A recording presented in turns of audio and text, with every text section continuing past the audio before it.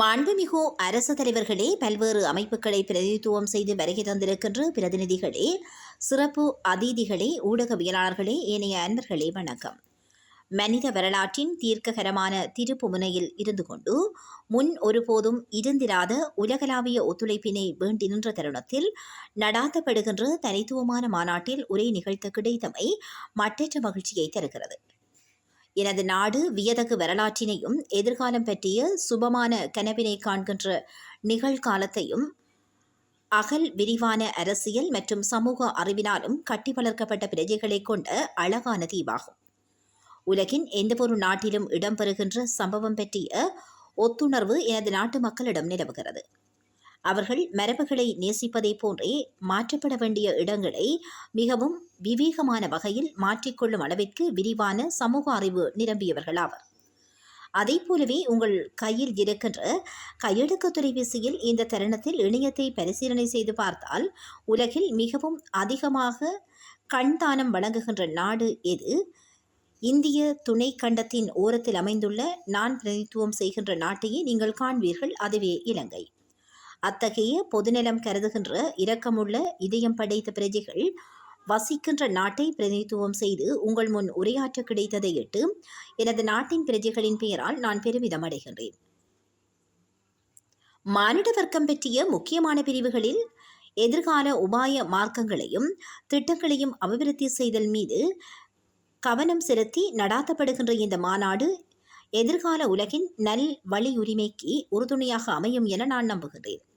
நிகழ்காலத்தில் நாங்கள் நாடுகள் என்ற வகையிலும் பிராந்திய ரீதியாகவும் சர்வதேச மட்டத்திலும் எதிர்நோக்குகின்ற சிக்கல்கள் அளப்பெரியவை, அதை போலவே சிக்கல் நிறைந்தவையாகும். இந்த பிரச்சினைகளை பொருட்படுத்தாத ஒரு சிலர் தமது சுயநல பயணத்தில் ஈடுபட்டுள்ளார்கள்.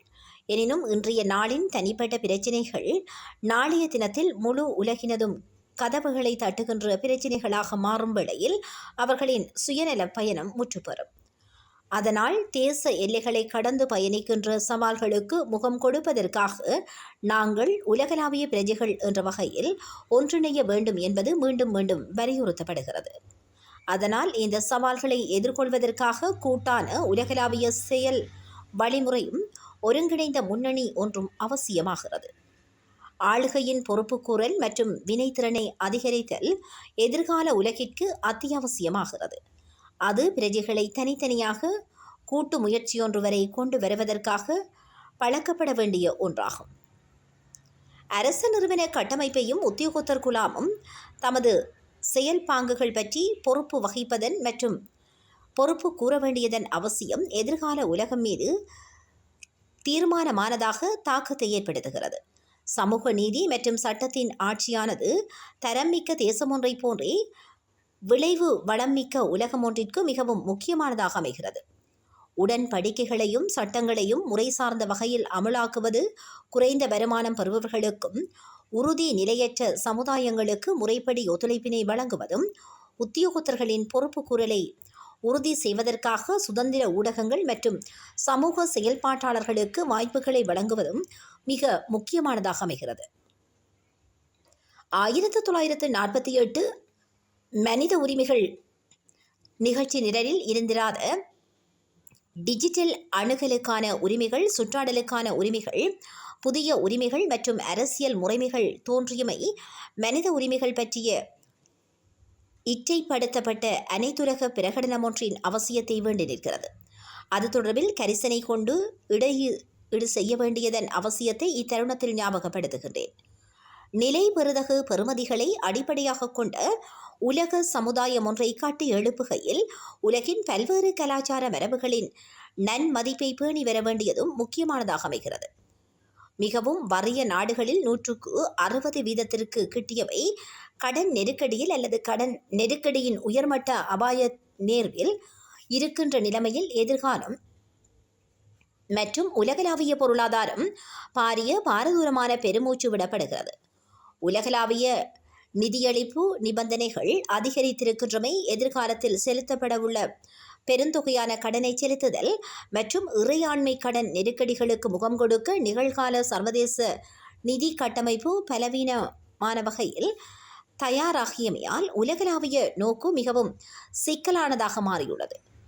நவீன உலகிற்கு நியாயமான வகையில் சீராக்கிக் கொள்ளக்கூடிய நிதிசார் திருத்தங்களின் பால் நிலை மாற்றமடைவது மிகவும் முக்கியமான விடயமாக அமைகிறது.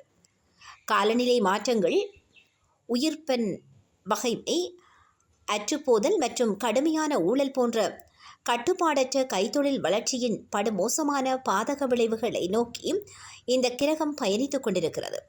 அது புவியை நோக்கி பல ஒளியாண்டு வேகத்தில் வருகின்ற கொடூரமான விண்கற்களை விட பயங்கரமானதாகும்.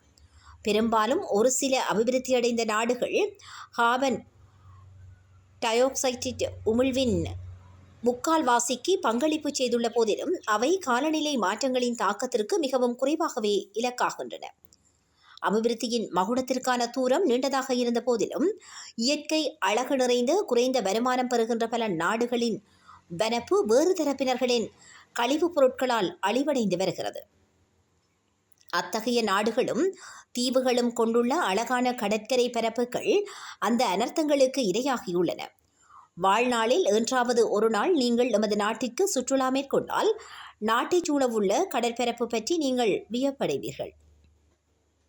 அதை போலவே உங்களை மட்டற்ற மகிழ்ச்சியில் பூரிப்படைய செய்யவிருக்கின்ற விருந்து உபசாரத்தை எமது மக்கள் உங்களுக்கு வழங்குவார்கள்.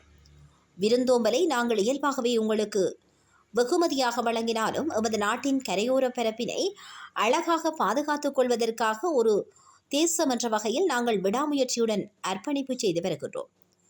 டிஜிட்டல் புரட்சி ஏற்கனவே மனிதர் வாழ்கின்ற விகிதம், வேலை செய்கின்ற விகிதம் மற்றும் தொடர்பாடலில் ஈடுபடுகின்ற விகிதம் என்பனவற்றை மாற்றியுள்ளது. மில்லியன் கணக்கான மக்கள் மகிழ்ச்சியாகவும் ஆரோக்கியமாகவும் விளைவாற்றல் மிக்க வாழ்க்கையை கழிப்பதற்காகவும் உதவுகின்ற ஆற்றலை கொண்டுள்ள அந்த தொழில்நுட்பமே உலகம் முழுவதிலும் உள்ள பிரஜைகளுக்கும் அரசாங்கங்களுக்கும் புதிய சவால்களை உருவாக்குகிறது என்பதையும் நம்மால் மறந்துவிட முடியாது. மிகவும் எளிமையான கணனி வைரஸ் ஒன்று பற்றி சிந்தியுங்கள். அது துப்பாக்கி குழாய் மூலமாக சுடுவதோ அல்லது ஆகாய விமானத்திலிருந்து அணுகுண்டு வீசுவதோ அல்லது ஏவுகணை எறிகின்ற கருவி மூலமாக தாக்குதலை நடாத்துவதோ கிடையாது. எனினும் கடந்த காலத்தில் அணுவாயுத தாக்குதலை பார்க்கிலும் பாரிய அச்சுறுத்தல் சைபர் தாக்குதல் ஊடாக இடம்பெற்றுள்ளது. ஆயுதங்களை கொண்ட மரபு ரீதியான யுத்தங்களின் போதும் சிவிலியன்கள் இலக்காக கொள்ளப்படுதல் போன்றவற்றுக்கு எதிராக சர்வதேச சட்டங்கள் உருவாக்கப்பட்டுள்ளன. சைபர் யுத்தங்களுக்கு அத்தகைய சட்டங்கள் அவசியமானவை அல்ல. அதேவேளையில் எதிர்வரும் 2 தசாப்தங்களில் சனத்தொகை அதிகரிப்பு, நகரமயமாக்கல் மற்றும் நுண்ணங்கிகளின் எதிர்ப்பு காரணமாக பல்வேறு சுகாதார சவால்கள் தொடர்ச்சியாக நிலவும் விரிவடையவும் இடமுண்டு. மனிதர்கள் என்ற வகையில் நாங்கள் தவிர்க்க முடியாத வகையில் இடைத்தொடர்புகளை பேணி வருகின்றோம். ஒரு வருடத்திற்கு மேற்பட்ட காலமாக வைரஸ் ஒன்றினால் கிரகம் ஒன்றின் பெரும்பாலான மனிதர்களின் முகங்களை முகக்கவசம் மூலமாக மூடி வைக்க நடவடிக்கை எடுக்கப்பட்டது. அது உலகின் பலம் பொருந்திய நாட்டிலிருந்து மிகவும் வறிய நாடு வரை கடுமையான அழுத்தத்தை ஏற்படுத்தியது. 2024 தொற்று நோய்களின் அதிகரிப்பினை அல்லது மீள் வருகையினை காண கிடைத்தது. தொற்றோ நோய்கள் மத்தியில் புற்றுநோய் உயிர்கள் மீது வளமைக்கு மாறான தாக்கத்தை ஏற்படுத்தியுள்ளது. இந்த தருணத்திலும் வாழ்வா சாவா என அங்கலாய்த்து கொண்டிருக்கின்ற மில்லியன் கணக்கான புற்றுநோயாளிகள் இருக்கிறார்கள். இதய நோய்கள் தேச எல்லைகளை பொருட்படுத்தாமல் உயிர்களை அச்சுறுத்தி வருவதோடு அது பயங்கரமான ஓர் அனர்த்தமாக மாறியுள்ளது. 2030 ஆண்டளவில் உலகம் முழுவதிலும் மனநோய்க்கான பொருளாதார கிரயம் $16 டிரில்லியன் விஞ்சியதாக அமையும் என சுகாதார நிபுணர்கள் எதிர்வு கூறுகிறார்கள். காலநிலை நெருக்கடி காரணமாக 2050 அளவில் மேலும் 14.5 மில்லியன் இறப்புகள் பதிவாகும் என எதிர்வு கூறப்படுகிறது. டிஜிட்டல் சுகாதாரம், புதிய தொழில்நுட்பம் மற்றும் நவீன சுகாதார உபகரணங்கள் சுற்றாடல் சுகாதாரமும் நிலை பெறு தகுமையும் பொருளாதார அபாய நேர்வுமிக்க நாடுகளுக்கான சுகாதார ரீதியான நிதிசார் ஒத்துழைப்பு பற்றிய அடிப்படை கவனம் செலுத்தப்பட வேண்டியது மிகவும் முக்கியமானதாக அமைகிறது. கௌரவ விருந்தினர்களே, நீங்கள் சிலவேளை மத்திய கிழக்கினை பிரதிநிதித்துவம் செய்யக்கூடும். சிலவேளை ஆப்பிரிக்கா, சிலவேளை ஆசியா அல்லது சிலவேளை ஐரோப்பா அல்லது மேற்குலகினை நீங்கள் பிரதிநிதித்துவம் செய்யக்கூடும். எனினும் நாங்கள் அனைவரும் எதிர்நோக்குகின்ற பிரச்சினைகளைப் போன்றே எமது இதயங்களின் லேப்டாப் ஓசையும் ஒன்று சேர்ந்து உலகத்தை கட்டியெழுப்புவோம் என்கின்ற மன்றாட்டை இசைக்கிறது. நாங்கள் சகோதரர்கள் என்ற வகையில் ஒன்றாக வாழ பழகிக்கொள்ள வேண்டும் என மார்ட்டின் லூதர் கிங் கூறியுள்ளார். அவ்வாறு இல்லாவிட்டால் இடம்பெறப் போவதையும் அவர் கூறியிருக்கிறார். நாங்கள் நமது நாட்டு மக்களுக்கு ஒரு நோக்கத்தை சேர்த்தோம். அது வளமான நாடு, அழகான வாழ்க்கை என்பதை உருவாக்கிவிட ஒன்று சேர்வோம் என்பதாகும். வரலாற்று சிறப்புமிக்க வகையில் அவர்கள் அதனை அங்கீகரித்தார்கள். நாங்கள் ஒன்று சேர்ந்து அழகான வாழ்க்கையை, அழகான உலகத்தை உருவாக்கிடுவோம் என இந்த வரலாற்று முக்கியத்துவம் வாய்ந்த மாநாட்டில் நான் உங்களுக்கு அழைப்பு விடுக்கின்றேன் என்றும் அவர்களுக்கு நன்றியும் தெரிவித்தார்.